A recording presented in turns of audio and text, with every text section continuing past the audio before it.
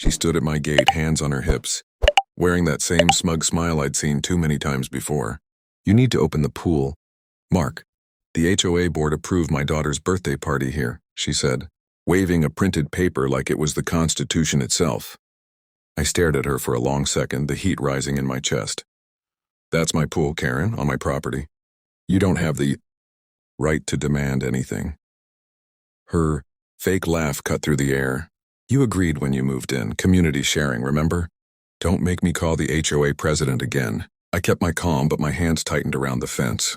Last week she'd already forced me to remove my American flag from the porch, claiming it violated neighborhood color codes. Now she wanted my backyard too? "You're not hosting a party here," I said. "Not this time." Her smile vanished. "You'll regret this," she hissed, turning to walk away. I could see her already dialing her phone, probably calling the HOA or whoever she thought could scare me. But that's the thing about Karen. She never checks who she's dealing with. The next morning I woke up to balloons tied to my fence, tables being set up by strangers, and music blasting from speakers I didn't own. Karen stood in my pool deck in a sundress, sipping lemonade like she owned the place. "We started early," she shouted when she saw me. "You weren't up, so I took care of it." I walked over slowly, keeping my tone calm. "Karen, you have 10 minutes to clear out."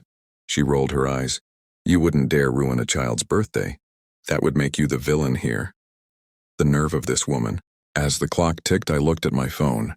Camera recording, timer running. Then I walked to the pool pump and twisted the main valve. The humming sound stopped. Within seconds, the water started draining fast. The laughter turned into screams as kids pointed and parents scrambled. Karen dropped her lemonade. "What are you doing?" I looked her right in the eyes. "Taking back what's mine."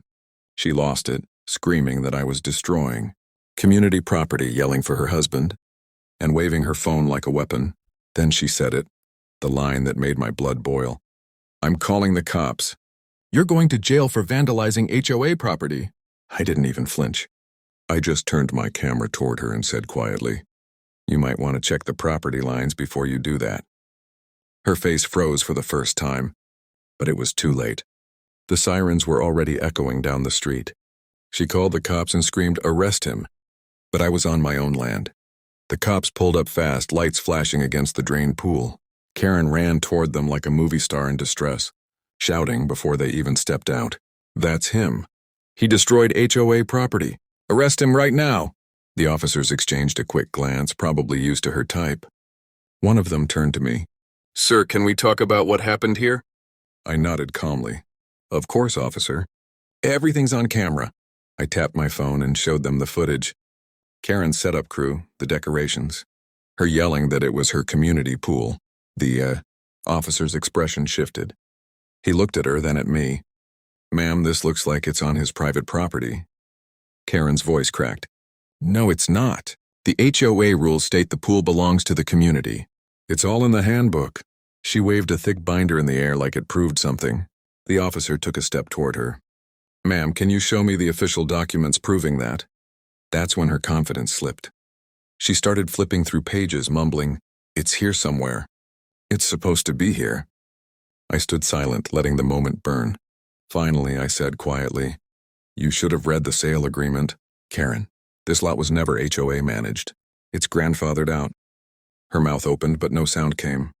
The cop cleared his throat. "So this party was unauthorized?" I said, "Trespassing, actually. I've got 4 camera angles of her bringing people in." The officer sighed. "All right, everyone needs to clear out now." The parents hurried away, whispering. Karen stayed still, red-faced, clutching her useless binder. "You can't do this to me," she shouted. "I'll get the board involved. You'll lose that pool. I'll make sure of it." I almost laughed.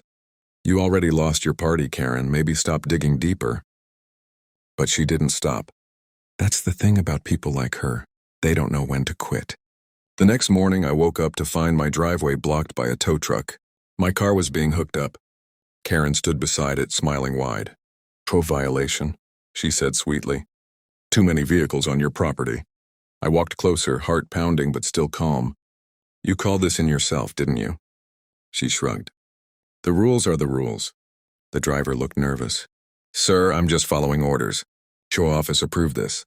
I leaned in, voice steady but sharp. There is no HOA jurisdiction here. You're towing a private vehicle from private land. Then I pulled something from my pocket, my real badge. I'm with the County Property Commission. Karen's smile died right there. The driver froze, hand still on the lever. You just broke 3 property laws, I said quietly, looking straight at her. And I think it's time the real authorities hear your side. Her eyes widened. Wait, you're not serious? I clicked the camera on again. Oh, I'm very serious. The driver backed off instantly, muttering apologies as he unhooked my car. Karen tried to speak, but her words tangled up. This isn't over, she whispered. I smiled. You're right. It's not. Because what she didn't know was that I had something even bigger waiting for her. She tried to destroy me with fake HOA rules. Too bad I wrote the real ones. Karen went silent for 2 whole days after that. No flyers on my door, no fake violations, no shouting over the fence. It almost felt peaceful, but peace never lasts long when Karen's around. On the 3rd evening, I saw her walking down the street with 2 men in black uniforms. They weren't local cops. I knew every badge in this county. These guys had no emblems, no numbers, nothing. They stopped at my gate. One of them knocked hard. Sir, we're here on behalf of the HOA board. You've been cited for property damage and community disturbance. We need you to step outside. Karen stood behind them, arms crossed, smirking. Told you I'd bring the law this time, Mark, you're done. I opened the door halfway, phone in hand, camera already rolling. Show me your IDs, I said. The taller one pulled out a laminated card that looked like it was printed at a copy shop. We don't need to explain ourselves, sir. Step outside. I took a slow breath, studying their faces. Karen, did you seriously hire fake security? She laughed sharply. They're not fake, they're HOA enforcement officers. Right, I said. And I'm the mayor of this town. Before they could respond, I reached behind the door and turned on the floodlight. The bright beam hit their fake badges, making the cheap plastic shine. I took a step forward, voice firm but calm. You're impersonating law enforcement on recorded property. You might want to rethink your next move. The shorter guy looked uneasy. Karen, you didn't say he'd... Shut up, she hissed. He's bluffing. I smiled slightly. Then you won't mind if I call the sheriff's office. Karen's confidence cracked. You wouldn't dare... Oh, I would, I said, already dialing. 10 minutes later, the real deputies pulled up. The fake ones froze when the flashing lights hit them. Karen started yelling over everyone. This is harassment. I was enforcing HOA law. The deputy raised an eyebrow. Ma'am, HOA law doesn't override state law. These men are under arrest for impersonating officers. Her face turned pale as they were cuffed. Wait, they said they were official. I didn't know. I looked at her quietly. You didn't know, or you didn't care? The deputy looked at me. You pressing charges, sir? Absolutely, I said. Karen's voice shook as the men were taken away. You can't ruin my life over a misunderstanding. I stepped closer, calm but cold. You didn't mind ruining mine. As the cars pulled off, she stood there trembling. The whole neighborhood had come out to watch. Phones were up, recording everything. Her reputation, her so-called authority, was gone in one night. But I wasn't done. Because I'd just discovered something in the HOA record she'd been hiding for years. Something that would expose her completely. She called fake cops to my house, but I had the real law on speed dial. The next morning, I walked into the HOA office with a folder under my arm and a calm smile. The same office where Karen used to strut in like she ran the place. The receptionist looked up nervously when she saw me.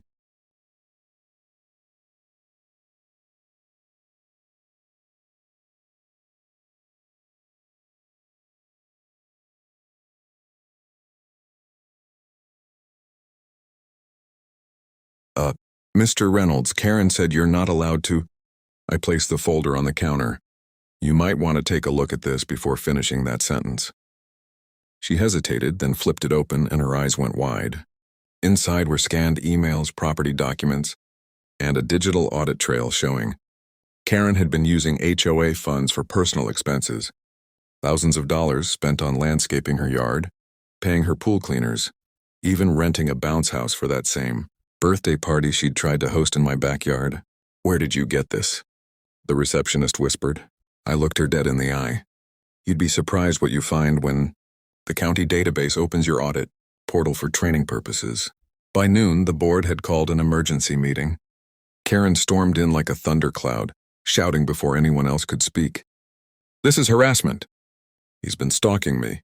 The HOA president, a quiet older man named George, lifted a trembling hand. "Karen, we saw the transactions. They came from your account." She froze, eyes darting from face to face. "That's impossible. Someone hacked me." I leaned forward. "You mean someone used your HOA login, your address, and your personal signature on 8 reimbursement forms?" She spun toward me. "You set me up." I stayed calm. "No, Karen. You set yourself up the moment you treated people like you owned them." George sighed and set a paper in front of her. "Effective immediately, you're removed from your position. We'll be turning everything over to the county for investigation." Her jaw dropped. "You can't do this." "I am the HOA." I stood up slowly, sliding a printed photo across the table. It was from last week. Her standing at my pool with her so-called officials. "You really shouldn't have called fake cops." "Karen, they gave full statements." For the first time since I'd met her, Karen looked genuinely scared. Her voice cracked. "You don't understand. I just wanted things to stay perfect here." I nodded. "Perfect for you, maybe. But the rest of us live here, too." The board adjourned in silence. As she stormed out, people whispered her name, recording her meltdown. The same neighbors she'd fined, scolded, and bullied now watched her crumble. Outside, she turned toward me one last time. "You think you've won?" she hissed. I looked her in the eye. "No, Karen, I think the neighborhood finally did." She left in her car, speeding down the street that was no longer hers to control. I watched her taillights fade, feeling the quiet settle again. But deep down, I knew it wasn't truly over. People like Karen don't disappear. They wait, plot, and return. Still, I smiled to myself, because this time, if she ever tried again, she'd be walking straight into her own trap. She ruled the HOA for years until the HOA ruled against her. For almost a month, peace returned to the neighborhood. No more fake notices, no sudden fines, no screaming through fences. Kids played freely again. People started waving when I walked by instead of whispering behind closed doors. It felt like the first real breath after a long storm. But then, one night around 10 p.m., I heard the faint rumble of an engine outside. When I looked through the blinds, my heart dropped. Karen's SUV parked right across my driveway. I stepped out quietly, recording as always.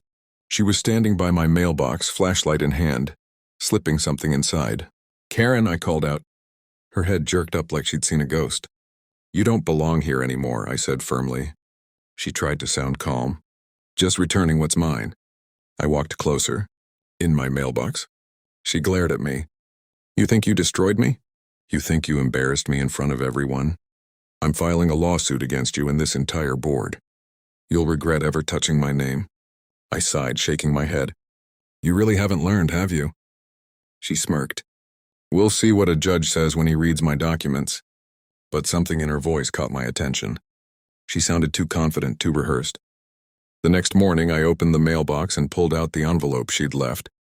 Inside wasn't a lawsuit, it was a fake deed. A fraudulent property claim showing my land listed under her name. She'd forged signatures, seals, everything. That was the last line she'd ever cross. I drove straight to the county recorder's office, handed the file to the investigator I knew from my old days on the commission. He flipped through it, whistled low, and said, "You were right to come in, Mark. This is serious fraud. She's looking at felony charges." 2 days later, sheriff's vehicles surrounded her house. Neighbors came out one by one, whispering, phones in hand. Karen stood on her porch, wrapped in her robe, screaming, "This is harassment. You can't take me." The deputy read her rights as they placed cuffs on her wrists. "You are under arrest for document forgery and property fraud." She turned toward me when she saw me standing across the street. Her voice broke. "You did this to me." I didn't respond. I just said quietly, "No, Karen, you did this to yourself." The neighborhood was silent as she was driven away. For the first time, nobody clapped. Nobody cheered. We all just stood there, realizing how deep her madness had gone. A week later, I received a letter from the county office. It wasn't about her, it was about ownership. My land was now officially cleared of any HOA jurisdiction, permanently exempt. I looked out at the empty street, the drained pool now refilled, sunlight glimmering on the water. My wife came out holding 2 mugs of coffee. "It's finally over?" she asked softly. I smiled faintly. "Yeah, it's over." Then I looked at the flag waving above the porch. The same one Karen once made me take down and said the only words that felt right. I didn't fight for this land to let someone like her take it away. And with that, the story of HOA Karen ended, not with a shout but with silence. Justice finally served.